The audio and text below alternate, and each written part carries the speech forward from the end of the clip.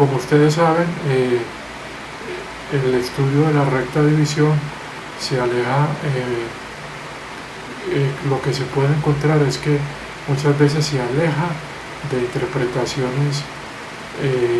que ya han sido aceptadas por diferentes denominaciones, pero lo importante es que ya le queda a cada creyente decidir si trata de ejercer o de practicar este principio, y así sea que a veces se aleje de interpretaciones más de la tradición, que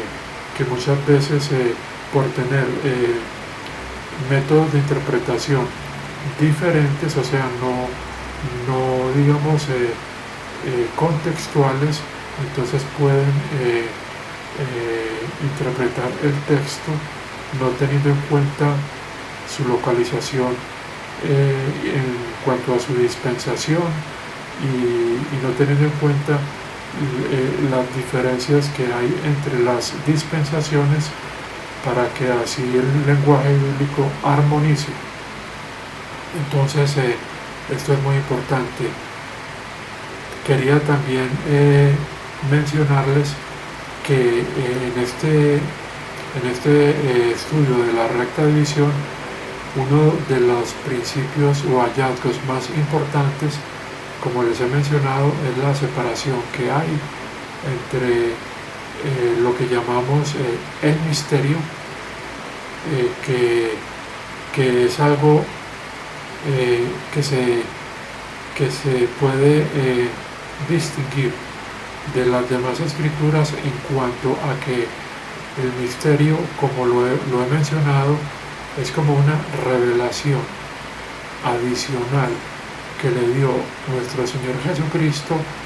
al apóstol Pablo, pero esta revelación no había sido, no tiene ninguna referencia o nada que la mencione en los libros del Antiguo Testamento. Y lo que yo les mencioné, que algunos que estudian la recta división denominan que hay una diferencia para distinguir lo que llamamos el misterio, para distinguirlo del resto de la Biblia. Entonces los que estudian la recta división dicen, bueno, como lo demás que hay en la revelación bíblica se puede encontrar en las escrituras del Antiguo Testamento, entonces lo llaman, lo que se considera, le dan una denominación que lo llaman la profecía, en el sentido de que es algo que ha estado o ha sido revelado desde el comienzo de la fundación del mundo. Digamos, cuando comenzó Dios su revelación a nuestros primeros padres, a Adán y Eva, y cómo Él comenzó esa revelación y lo hacía hablándoles en persona, después a través del ministerio de ángeles, y cómo ya luego estas revelaciones son escritas, por ejemplo, en el caso del Pentateuco, que son los primeros 5 libros de la Biblia, son escritos por Moisés, y así ya luego vienen lo que llamamos más concretamente o más exactamente los profetas, digamos desde, por decir algo, el profeta Samuel, David también se podría considerar un profeta, los demás profetas que están en el Antiguo Testamento, y entonces ya a nosotros nos llega la revelación escrita, y entonces lo importante es que la revelación que se transmite desde el Génesis es una revelación digamos gradual o progresiva, que va completándose y que está relacionada con las revelaciones iniciales, está conectada, por decir algo, cuando Dios le promete a Abraham, le hace la promesa de una descendencia numerosa y de un territorio, o sea, la promesa de la tierra prometida, debido a que él creyó, Abraham creyó y fue por eso justificado, o sea, declarado justo por Dios por su fe. Entonces, esta promesa, digamos que esta promesa que Dios le hace a Abraham tiene un origen que podría ser la promesa que Dios le hace a la mujer de que su descendiente, que es Cristo, iba a aplastar la cabeza de la serpiente.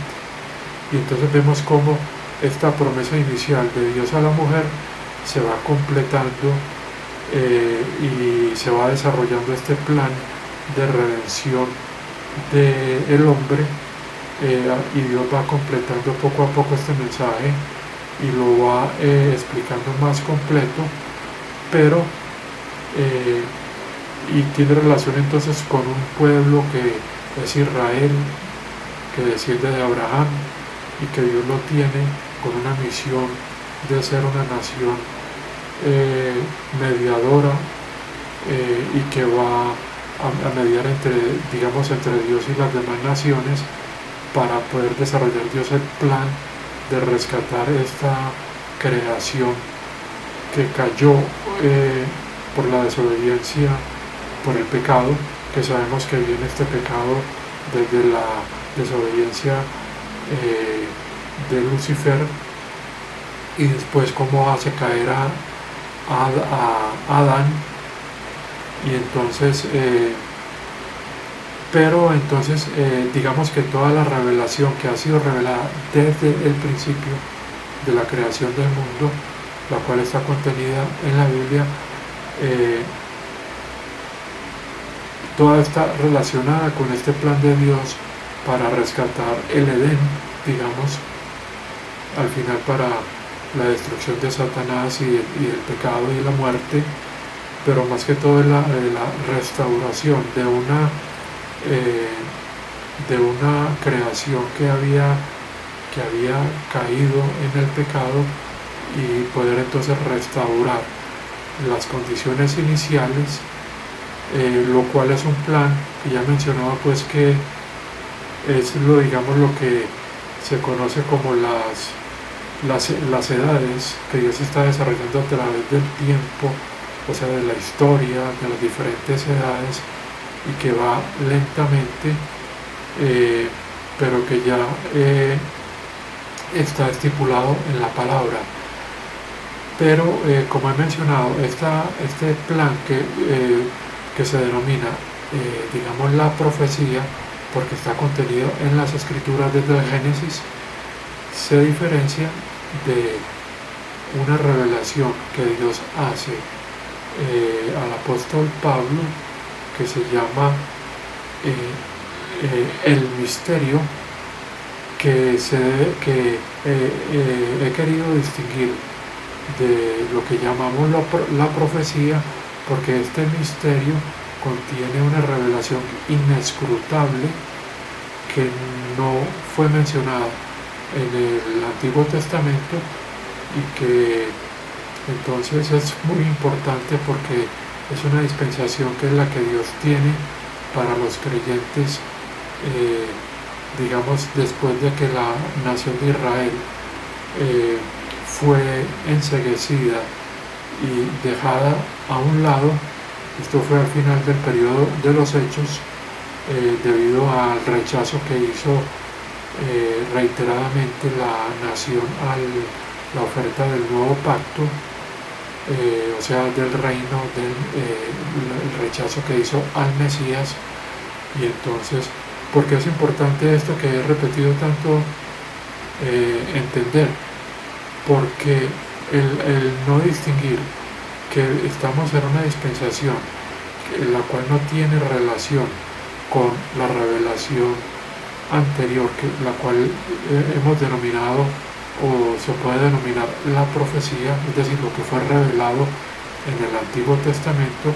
entonces hace que se cree una confusión en el que la Iglesia cristiana, al no diferenciar esta nueva revelación, trata de tomar mensajes que fueron dados o promesas que fueron dadas a la nación de Israel, y entonces las mezcla con la revelación que Dios da cuando se refiere a la dispensación actual de la gracia. Entonces el cristiano que no diferencia la presente dispensación por decir algo, del nuevo pacto que se estaba ofreciendo y que está contenido en las epístolas, que están, como he mencionado, que fueron escritas durante el periodo de los Hechos y que están muy basadas en el nuevo pacto y las promesas de Dios a través de Israel. Entonces es por lo cual se crea una confusión, que es lo que muchos ya entienden que se llama, o que todavía no lo entienden, y que los que comprenden esto lo denominan teología de reemplazo, porque al nosotros tomar promesas y revelaciones que Dios da a Israel y a los gentiles a través de la nación de Israel, entonces estamos